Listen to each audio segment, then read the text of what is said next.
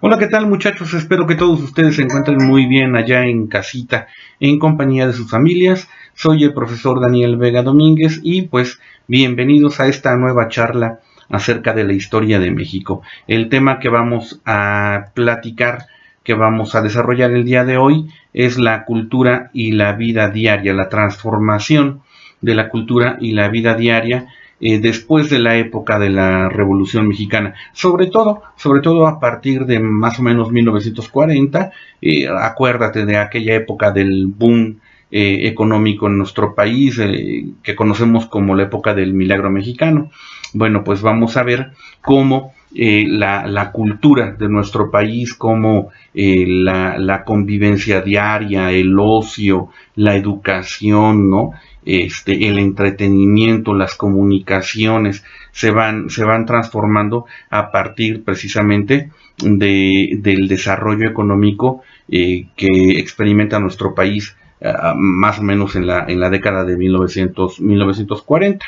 Bien, ¿en qué aspectos podríamos hablar de una transformación de la cultura o de la vida diaria en México? Bueno, hay una transformación muy importante en los patrones de consumo, en patrones de consumo y en la popularización del uso de cierta tecnología de aquella época. Así, por ejemplo, podemos comentar que a partir de 1940 la sociedad mexicana comienza a hacer uso de algunos artículos nuevos, ¿no?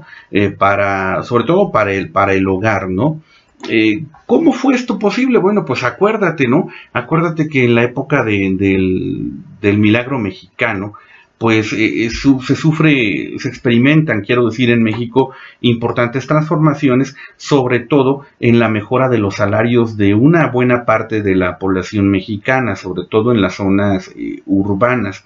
Esta mejora en la obtención de recursos económicos, esta mejora en los salarios de las personas, bueno, pues por supuesto que se traduce en una mayor capacidad de compra por parte de una buena parte, una buena cantidad de los trabajadores mexicanos. Y así, por ejemplo, pues en los hogares mexicanos comienzan a volverse populares aparatos como la licuadora, como la televisión, como la radio, los refrigeradores, las lavadoras, las consolas, e incluso también se comienza a popularizar el uso del automóvil. Estos no fueron las únicas áreas en las que nos transformamos, sino que también hay una importante transformación en el área de las comunicaciones y los transportes en nuestro país. Te explico, ¿qué fue lo que cambió con relación a las comunicaciones y a los medios de transporte? Bueno, comentemos, por ejemplo, entre 1940 y 1970, el sistema de comunicaciones en México se amplió increíblemente. Así, por ejemplo, se amplía la red del sistema de telégrafos. Es un aparato que seguramente a ti ya no te tocó utilizar con toda seguridad y seguramente a lo mejor ni siquiera a tus papás, pero bueno, en esta época el sistema de comunicación a través del telégrafo se amplía de forma importante en nuestro país de tal manera que mejora las comunicaciones. Este sistema del telégrafo, acuérdate que utiliza un sistema de pulsos, puntos y guiones a través de los cuales se transmiten mensajes de manera muy pronta, que casi inmediata, ¿no? Entonces eso mejora la comunicación en nuestro país. Al mismo tiempo también se mejora y se amplía el servicio postal mexicano. El WhatsApp de la época pues era mandar cartas, ¿no? Entonces en esta época pues el sistema de servicio postal se amplía de tal manera que, bueno, pues también se mejora las comunicaciones. Esta mejora es importante, aunque bueno, pues si tú lo compararas con la época actual, bueno, pues la comparación es bastante desequilibrada, ¿no? Porque bueno, pues obviamente tú en la actualidad, cuando quieres enviarle un mensaje a alguien, bueno, pues simplemente lo tecleas en tu equipo digital, en tu teléfono celular, le das clic en Enter y envías un mensaje y prácticamente de manera inmediata le llega al receptor, ¿no? En la época a lo mejor de la que estamos hablando, pues enviar una carta a veces significaba meses para que llegara a su destinatario. Sin embargo, bueno, pues eran los medios de comunicación de la época. Pero bueno, había también otros medios de comunicación más inmediatos que se desarrollaron también durante aquella época de la que estamos hablando. Así, por ejemplo, se crea en 1947 la famosa empresa Teléfonos de México, que ya muchos años después, bueno, se privatiza, ¿no? Pero para entonces es una empresa cuyo control lo tenía el Estado mexicano. Es decir, era una empresa pues de gobierno, si lo quieres ver así. Y bueno, pues observa la imagen y ahí te podrás dar cuenta cómo era la comunicación en aquella época, ¿no? Se colocaban cabinas telefónicas, tú llegabas, depositabas tus respectivas moneditas y marcabas a través del uso de un disco, marcabas el número al que te querías comunicar, ¿no? Y esa era la forma de entablar comunicaciones poco más inmediatas en aquella época. También es importante decir que, bueno, para esta época, bueno, pues la mayor parte de los hogares mexicanos no tenían acceso a un servicio telefónico de hogar, un servicio telefónico de casa. Así es que, bueno, el medio de comunicación más popular pues era el teléfono a través de cabinas telefónicas colocadas en las calles, en las principales avenidas de nuestro país. ¿Qué más ocurre durante la época? Bueno, estamos hablando, por ejemplo, de la época del presidente Lázaro Cárdenas, que se nacionalizan los ferrocarriles y por lo tanto poco tiempo después se crea, en 1952, se crea la Constructora Nacional de Carros de Ferrocarril. Sí, muchachos, nuestro país, México, fabricaba sus propios trenes. Esta empresa, bueno, pues permaneció en nuestro país alrededor de unos, que te gusta, 30 años, hasta que, bueno, el ferrocarril comenzó a sufrir una época de crisis, y bueno, la siguiente opción, bueno, fue desarrollar el sistema carretero en México, y por eso a partir de 1983 se comienzan a construir diversas carreteras en muchas regiones de nuestro país, y así, por ejemplo, te puedo decir que pasamos de tener originalmente 10,000 kilómetros de carreteras en nuestro país hasta llegar a más de 70,000 kilómetros. Como te podrás dar cuenta, pues es un aumento de 7 veces, ¿no? La cantidad de carreteras que comunicaban a diferentes comunidades en México. Por supuesto, aparejado a este fenómeno, incrementa el uso del automóvil, aunque no toda la población mexicana tenía acceso al mismo, pero sí ya una buena cantidad de mexicanos podían acceder ya mediante el crédito, por supuesto, pero podían acceder a la compra de un automóvil, lo que requirió obviamente pues la construcción de mayor cantidad de carreteras. Otro medio de transporte que se populariza en la época pues es el sistema de autobuses de pasajeros.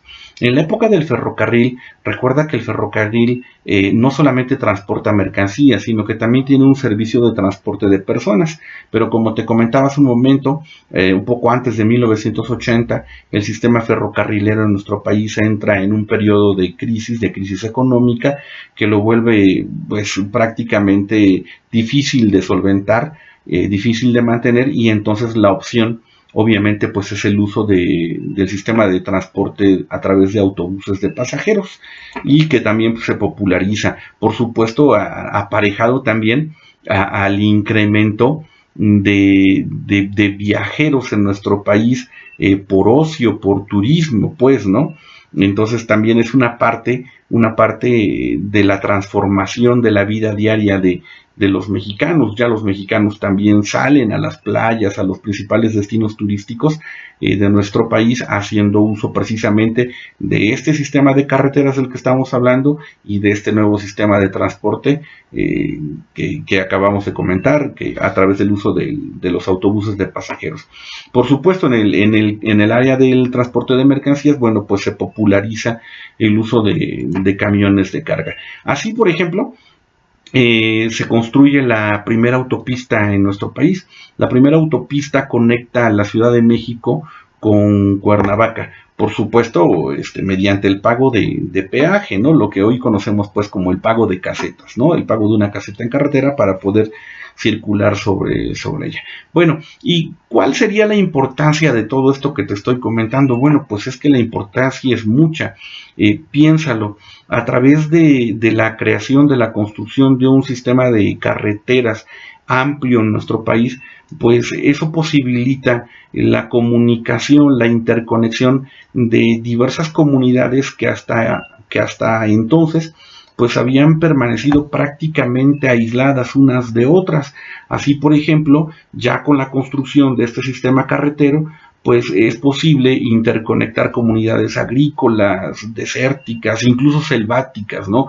Zonas montañosas, que ahora con este sistema de carreteras pues se vuelven accesibles. Y no solamente eso, muchachos, permiten obviamente el flujo de personas a través de estas carreteras, pero también el flujo de mercancías. Y esto es algo muy importante porque permite desarrollar el intercambio comercial, permite desarrollar la economía de nuestro país, permite desarrollar la economía de ciertas comunidades que hasta entonces no habían tenido la posibilidad de comercializar los productos de sus localidades, ¿no? Entonces el sistema carretero, como te podrás dar cuenta, pues fue sumamente importante también para el desarrollo económico de nuestro país, no solamente, por ejemplo, para los viajes de turismo, como lo comentaba hace rato, sino también para el desarrollo económico, para el desarrollo comercial.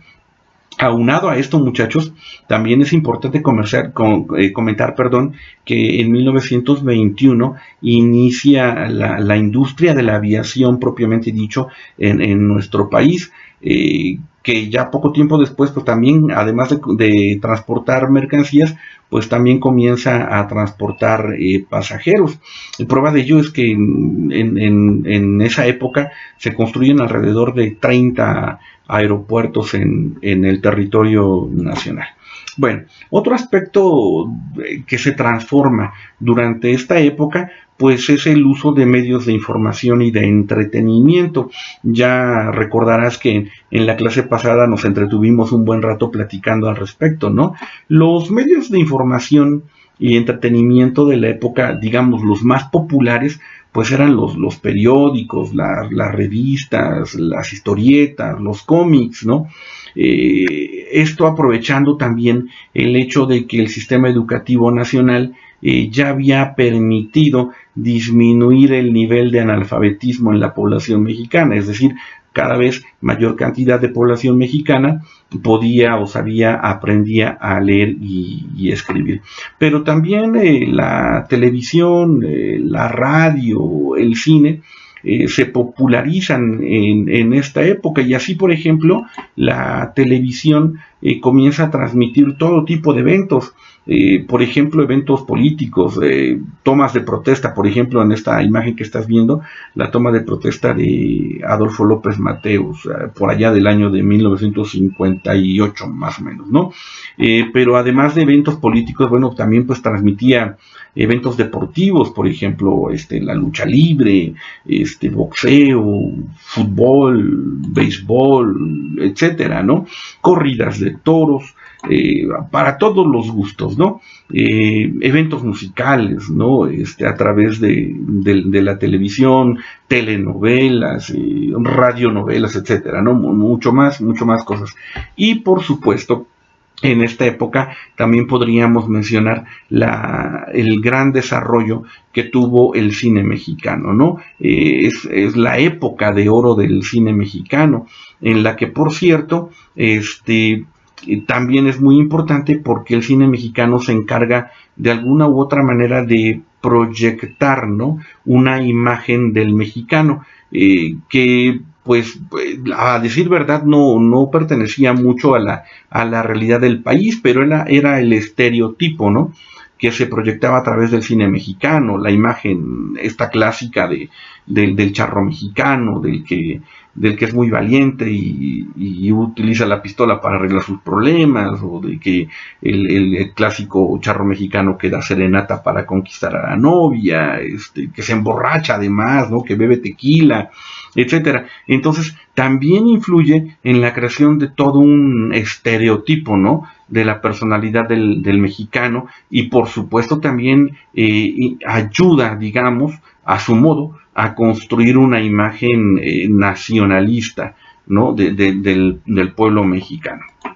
Por otra parte, muchachos, también es importante mencionar, muy importante mencionar, el crecimiento, el nacimiento de la vida universitaria en nuestro país. Se crean universidades públicas y se le da una gran prioridad a la educación tecnológica en México. Así, por ejemplo, se construyen cada vez mayor número de planteles de la Escuela Nacional Preparatoria. Por ejemplo, en 1950 se construye Ciudad Universitaria de la Universidad Nacional Autónoma de México, y por allá de 1970 se crean los CCHs, Colegio de Ciencias y Humanidades, que por cierto también pertenecían a la organización de la Universidad Nacional Autónoma de México.